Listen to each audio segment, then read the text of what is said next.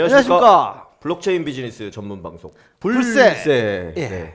디지털 마케팅 전문가 홍준입니다. 네, 안녕하세요.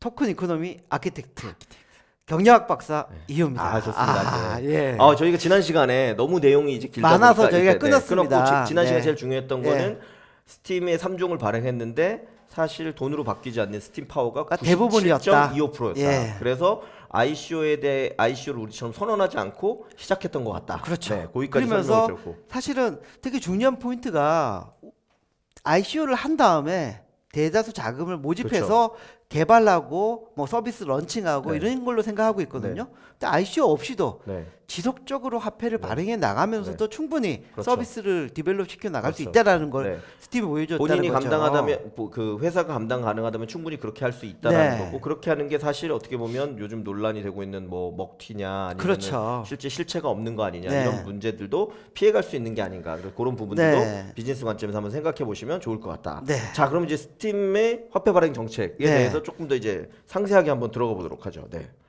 예, 스팀의 화폐 발행 정책. 네.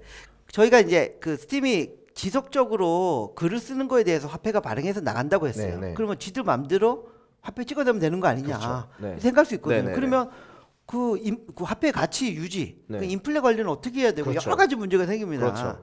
사실 뭐 암호화폐도 화폐의 기능을 충분히 따라야 되거든요. 그래서 중앙은행들이 화폐를 어떻게 발행하고 있는지를 인플레를 어떻게 관리했는지를 한번 먼저 살펴볼 필요가 있는 것 같아요. 네. 그래서 이게 우리나라의 네. 화폐 발행 그런 그 량과 인플레를 네. 나타내는 한국의, 표입니다. 네, 네, 네. 2011년부터 2017년까지 네. 표인데 우리나라 화폐 발행량, 발행량은 이렇게 네. 전체적으로 파란 선으로 쭉 쭉 올라가고 있는 거죠. 네네네네. 발행량이. 네네네. 근데 발행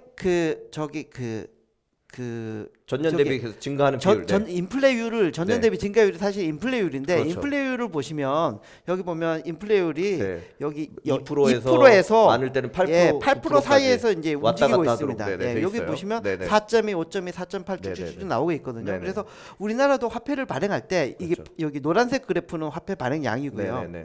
그다음에 요게 이제 그 증감률인데 그렇죠. 물가가 너무 오르면 인플레이션을 좀 높게 해서 화폐 가치를 인위적으로 좀 떨어뜨린다든지 아니면 화폐 가치가 너무 올라가면 뭐 하여튼 그 반대로 한다든지 해서 결국 통화량 정책을 취하는 거죠. 그렇죠. 근데 급격하게 이거 뭐 10% 뭐 그렇게 50% 하게 되면 화폐 가치가 생기니까. 떨어질 수 있으니까 변동성을 낮게 2%에서 10% 사이에서 움직여서. 저기 그 컨트롤을 하고 있는 경제 상황에 상황이고요. 따라서, 경제 상황에 따라서. 이어서 그다음에 미국의 그 화폐 발행 그 정책을 보면 사실 뭐 2007년도까지는 거의 발행량이 거의 고정돼 있다고 보시면 됩니다. 안정적으로 살았죠. 고정돼 있다가 금융위기가 터지면서 2007년도 후반기 2008년부터 갑자기 4배 정도가 뛰었어요. 사실 어떻게 보면 미친년 널뛰기 하듯이.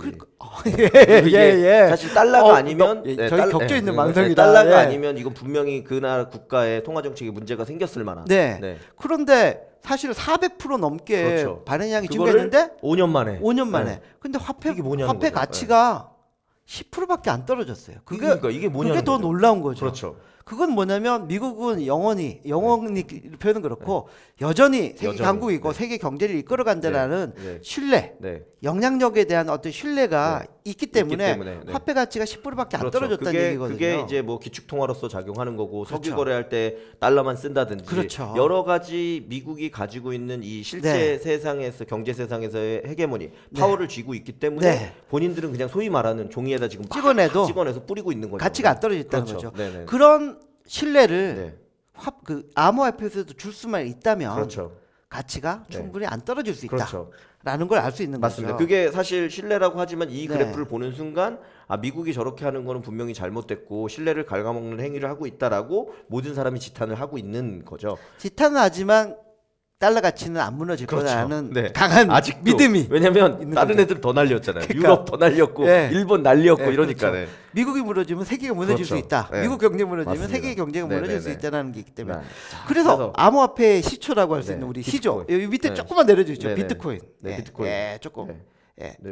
비트코인. 비트코인을 놓고 보면 여기 그 파란색이 그 화폐 발행량입니다. 그래서 0으로 되어 있는 부분이 사실은 2009년도부터 해서 화폐 발행이 쭉 가서 점점 발행량이 2000 그때 확인시켜드린 건 2150년까지 2100만 개 발행이 되는 거고 발행 인플레율을 보면 처음에는 100%였다가 그 한 2-3년은 2년 정도는 100%, 그다음에 3년 이후부터는 쭉쭉쭉 떨어져 가지고 한 5년 정도 될 때까지는 30%를 유지하다가 추가 발행량이 그다음부터 쭉 떨어져 가지고 지금 2017년 넘어서는 발행량이 한 4%대로 떨어졌거든요. 2017년, 인플레율이 2017년 이후에는 무조건 15% 언더 수준의 인플레율을 유지하면서 가치를 안정화시켜 가는 거죠. 비트코인은 이랬고요. 그래서 비트코인이 화폐 발행할 때 초기에는 유동 물량이 많아져야 되거든요. 많아져야 되니까 1-2년 동안에는 100%씩 찍어내가지고 막 찍어주는 거죠. 화폐로서 넓히는 거죠.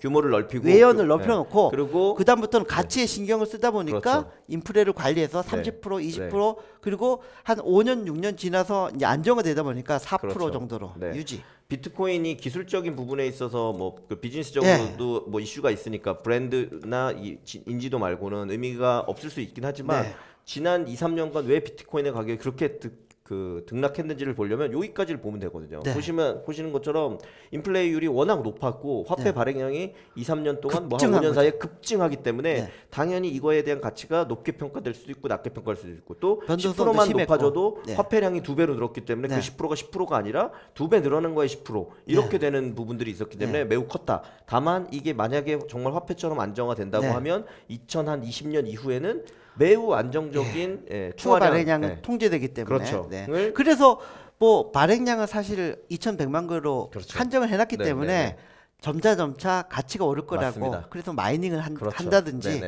뭐 그래서 비트코인은 금이라든지 이런 얘기가 나오는 것 같아요. 그럼 그 얘기를 이제 스팀에 적용해 보면 스팀 같은 경우는 그 16번째 하드포크 할 때 상당히 많은 변화가 있었습니다. 스팀 파워를 104주 하던 걸 13주로 줄이고 이런 변화들이 16번째 하드포크가 있었는데 이때 또 화폐 발행 정책에 대해서도 중요한 결정을 하게 된 거죠.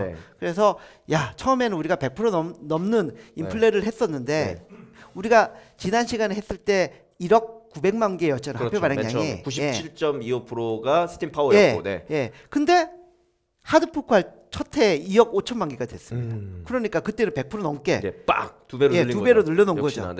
그 다음부터는 하드포크 할 시점부터 2억 6천 조금 이제 늘어났는데 그 다음부터 9.5%씩 그걸 0.5% 포인트로 다운되면서 쭉쭉쭉쭉 화폐 발행이 줄어들게 돼 있고 거의 이제 18년 이후부터는 1%대로 유지해서 스팀의 최종 화폐 발행량은 6억 3천만 개에서 끝나도록 일단은 설계는 돼 있습니다. 지금 상황에서는 그래서 보시는 것처럼 현재는 새로 나오는 게 거의 2천만 개 정도가 연간 공급된다. 그리고 최종적으로는 600만 개까지 떨어뜨려서 그 6억 3천만 개 정도에 도달하도록 만들어 온다. 물론 이 뒤로도 좀 있을 수 있겠죠. 그 뒤로는 아직 그 정책이 발표가 되지 않았는데 왜냐하면 화폐가 20년짜리 화폐라고 하면은 사실 한계가 있거든요. 분명히 다른 발행 정책을 내세우지 않을까. 그리고 스팀의 발전에 따라서 요 사이에 있는 정책들도 언제든지 사실 또 100% 통해서 바뀔 수 있다.